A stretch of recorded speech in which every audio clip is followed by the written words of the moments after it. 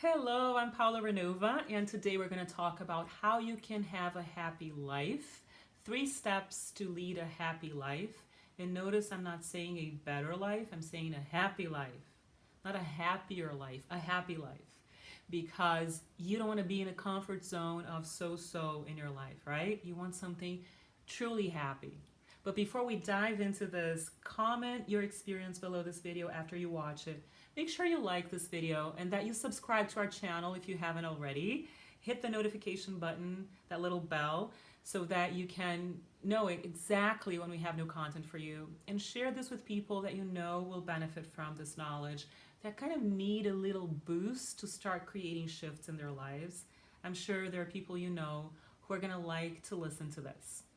So, all that being said, when we start diving into the 3 steps to lead a happy life, the first one is to focus on what you want. We have a whole video about this. If you haven't watched it, it's right here in the description below this video. You can click there later and watch that video. But focusing on what you want eliminates focusing on what you don't want, right? So to lead a happy life, your mind must be directed towards your happy goals. You can't waste your mind's energy on things you don't like and things you don't want. I'm not saying you should be oblivious to the things that happen that are not that pleasant, but a lot of your mind focus may be going to unhappy things, unnecessary things, and your mind focus should in the majority of the time really be on what you want. That's the first step. The second step is to observe how you feel about this focus. So this is very important. The feeling, the sensation. Does it feel good to think about, to focus your mind on what you want?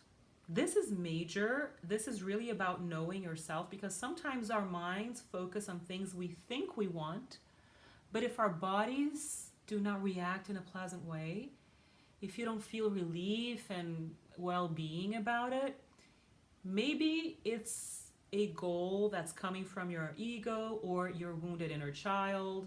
So the sensation step, right? The sensation piece, the feeling part, is the accuracy of your higher self, of your higher light, the real you speaking to you. This is the right direction. I like thinking about it. This makes me feel good. So the second step to have a happy life, and this is a lifestyle that I'm bringing to you here. I really want you to lead a happy life and not conform to the so blah kind of life, right? It can be better, maybe it's better, but better is not enough. If you really want to live the best of life, better is not enough. You want to be happy. So see how you feel about the focus of your mind. And if it feels good, you move forward into the third step, which is, and this tends to be the hardest step, right? At least for me, I'm 43 years old, and I have struggled with this third step for maybe 20 years or more than 20 years for sure, which is self-permission.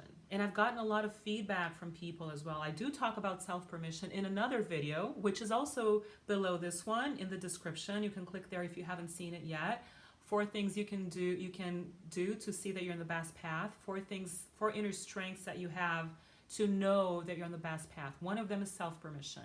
And a lot of people tell me, I don't give myself permission to be happy. And why is that? Self-permission to feel good about what you want.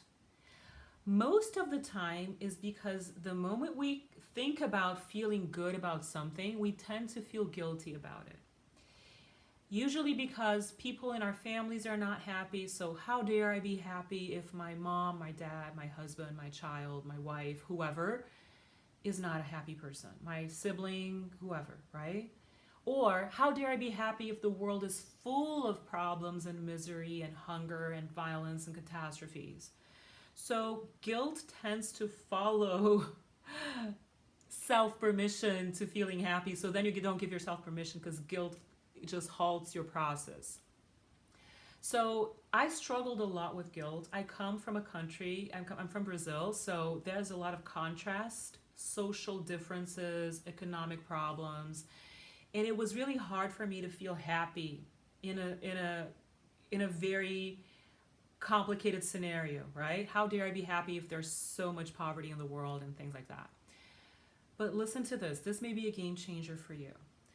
The moment you give yourself permission to feel good about your goals, the moment you give yourself permission to feel happy about life, you will become a stronger person, and can be able to help more people. Because what starts happening when you start thinking about your self-permission to be happy and guilt halts your process, we usually feel paralyzed about it. Yeah, the world is really complicated. There's a lot of suffering in the world. I won't be happy because I will feel guilty about it. But then we don't have the fuel to do something about it, right? So think about an alternative thought process. See if you can do this for yourself. When I'm well, when I give myself permission to be happy, and I am a happy person, I will have enough energy to truly help more people.